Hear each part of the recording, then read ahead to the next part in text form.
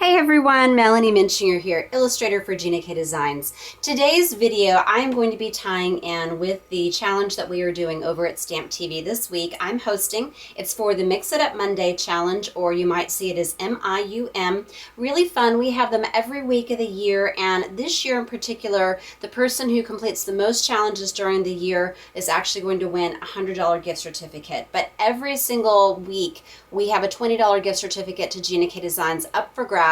And that's just going to go to one random participant who followed all the rules in the challenge that we choose. So please come play. It's a great way for you to stretch yourself, and I had to stretch myself a little bit trying to come up with a challenge for this. So it's not just a color, a sketch, or a technique challenge. We like to mix it up with different things. For my particular one, I decided that I wanted it to be 3 times the charm, where you are repeating 3 stamped images on your card.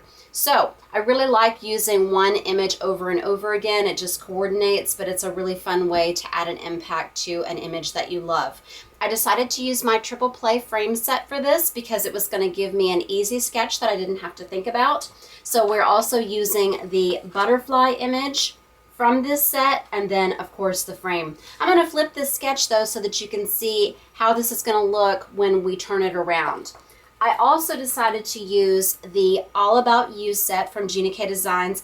Has these beautiful mixed font greetings in here talking about you. And so this is a different way for me to use the frame. I usually use just the individual words. So if this is the only set you have when you're making this card, then you could definitely do 1 or 2 of the words repeating on here, or just one. But I really like how this looks. It kind of creates a little storybook for each of the different butterflies, talking about why you're special.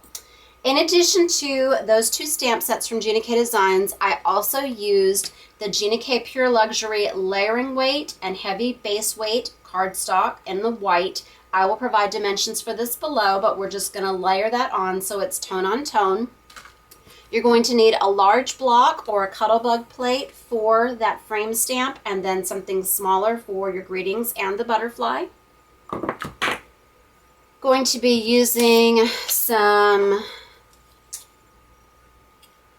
sorry, I was looking for something else for the moment.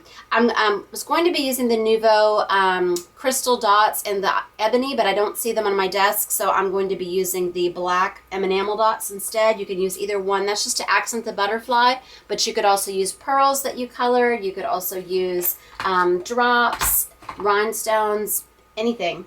And then I'm going to be using, I know that they'll turn up by the end of it, but I'm going to be using just some foam squares to attach those. I'm going to try to find my white ones though before I finish. I just had them out. I might have dropped them on the floor.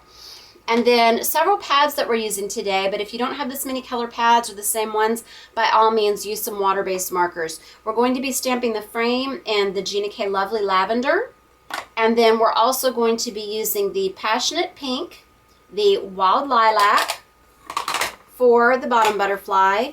I'm using the Red Hot, the Peach Bellini, and the Wild Dandelion on that middle butterfly. And then finally, we're going to use the Blue Denim, the Turquoise Sea, and the newer Applemint ink on the last butterfly, and then just the Gina K Black Onyx to make those greetings really pop. All right, I don't know where my foam squares went, but they will surface. Okay.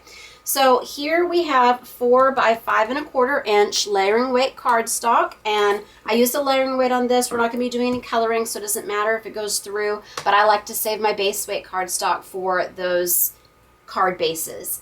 So what we're going to do is we are going to ink this up in the Lovely Lavender. So on my original card, I had the circles on the left side. This time I'm going to do them on the right side. Just make sure you get all those corners. Kind of tilt it in the light to see that the whole stamp is wet and inked.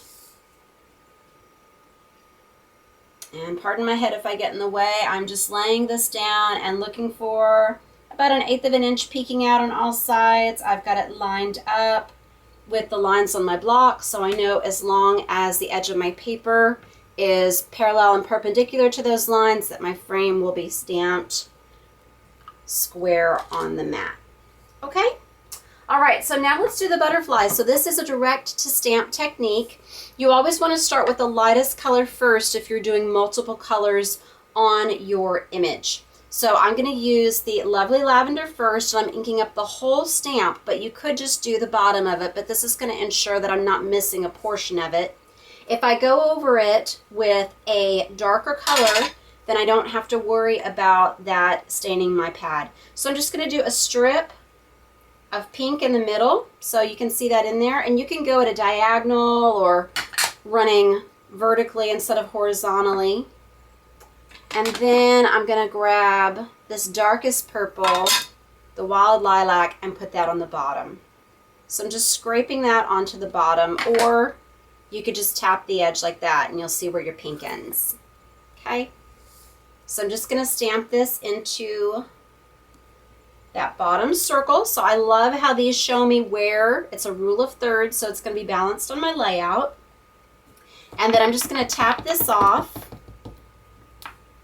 And then we're going to do that middle butterfly. And I realized I left out a couple more supplies. They're on the supply list, but a couple things just to add more, a marker for a shadow, and then that piercing tool. So I decided I was going to use that sunshine greeting in the middle, so I really wanted to have these warm colors. So now that I've tapped that off, I'm going to do the yellow first. And then I'm trying to create a gradient here, so I'm going to do the peach swiped into the middle. It's hard to see the color on this one just because of some staining that I have on the stamp. So just remember where you're putting the color. And then I'm going to put the red on that top edge right there. Okay. Now this time I want the butterfly going the opposite way. So I'm having it turn each time, but you could also, if you really like symmetry, you could have them all lined up so that they were going straight. But I want them to look like they're flying back and forth. You can see the little leaves and flower details that are in this. They coordinate with other images in that set, and they also coordinate with images in my Fabulous Frame Fillers, my Fabulous Holiday Fillers, I believe. So lots of different options there. I've got some of my lids mixed up. Okay, so let me tap this off and make sure that's good and clean. All right, so finally we're going to do this last butterfly with the Applemint, and then I'm going to use some of this turquoise in the middle. And again, you could draw on these with your water-based markers before you stamp them. So you might want to have it like in the middle, kind of do little veins coming out. There's a lot of different ways you could do these. You could do them solid too. It was not part of the challenge to do a particular technique. It was just to have one image repeating 3 times. So, and I'm huffing on it just a little bit to make sure that it's still nice and juicy. Getting a good impression. Okay, see that pretty gradient going down. And then what I want to do is I want to add a little drop shadow here. So I'm taking, this is a Spectrum Noir GG3. It's pretty dark, but I noticed on my photos it looked so much more realistic. I mean, a lot of people said I really thought that you cut and pop those out. So even if it looks a little bit dark, I'm going to show you how you can blend it out a little bit with either a lighter marker or your blender pen. Okay, so what I did, I'm imagining my light coming from the top down, so I want to have it going off to the left side there. But now, since this one is tilting this way, if the light is still coming down, we're going to see it under here and under here. Okay, I hope that makes sense, because it's just floating there above it. Then we're going to go back to how we did it on this one. So on this side of the wing, the light coming down like that. Okay, and then let's take the blender, and if you want to make it a little bit fuzzy there, and that just kind of softens that edge. Gives you a nice little hovering effect. Does it bleed like a shadow would? Okay, now I'm going to put just a little tiny black dot. I just love the shine and the dimension of these. And you know, if you've watched my other videos recently, I love those Nuvo Crystal Drops. So you could also do this with the drops. You just have to wait a little for it to dry. And if you wanted to add a larger one there in the body, I just didn't want to cover up too much of that butterfly. Okay, now I want to add a little pierced trail on here.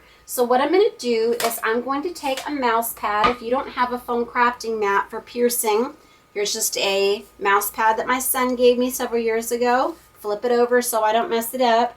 And what I wanted to do here is I wanted to create some little trails, but then I wanted it to skip over this layer so that you're really getting the illusion that they are flying in and out and that this is not a flat card.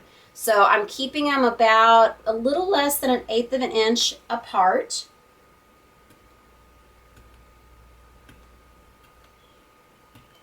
And you can make it curve. Let's do this one. I'm going to have this one going, curving this way. And then we'll have it come out here. So just be creative with this.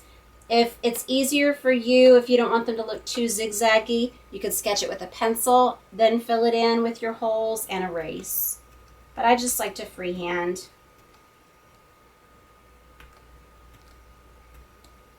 And I'm going to have it go off this last layer here. And you can even go outside that border, okay? And now let's do our greetings finally. So I'm going to take these All About You greetings, and I just wanted to arrange them in a way that I thought sounded kind of conversational with a nice ending. You mean the world to me at the end. So I'm going to take this smaller block that I put my butterfly on, and I'm going to start, I think this one I want to start the world is a better place because of you. And then you mean the world to me. So you just want to make sure that this is parallel on your block. And I'm keeping the printed part of it inside that area, but I really kind of like it with the script going off the edge, just because I feel like that looks a little bit more spontaneous with the handwritten part. So I'm going to put this, I think, you're such a wonderful person. I'm just going to change it up because I grabbed the wrong one. I was reading it backwards, but I want that You Are My Sunshine. And then I think I'll put the You Mean the World to Me inside the card. How about that? Okay. So where did the You Are My Sunshine go? Did I put it on the wrong one? I did. That's what happened. Okay, so when I was putting these back, I put it on the wrong one. That's why I pulled off the wrong one. Okay, You Are My Sunshine. So I'm just going to line that up with that middle butterfly. Okay, and you'll have to tell me in the comments which one you like better, the first one or the second one that I made. And You Mean the World to Me. I'm going to put this inside. And then I love taking that outside of the card in. So if you wanted, you could add another butterfly in there. So I'm going to put this right in the middle. Perfect. Okay. Could also use some of the smaller images in that set, or even that butterfly on the back for signing your card. But see, you could repeat this same design with a snowflake, a flower, a heart, a fern. I mean, you could take this throughout the year to use the same sketch and same design, but just trade the butterfly out. Okay, so here they are. Here's my white squares. If it was a snake, it would have bitten me. So you can see how that goes through there. So we weren't going to color. I lied, since we just had the shadow. So I'm just going to put that on all the corners. I'm going to go ahead and put one in the middle, just to make it really stand out so it doesn't get squished in later. And we'll take off the backs.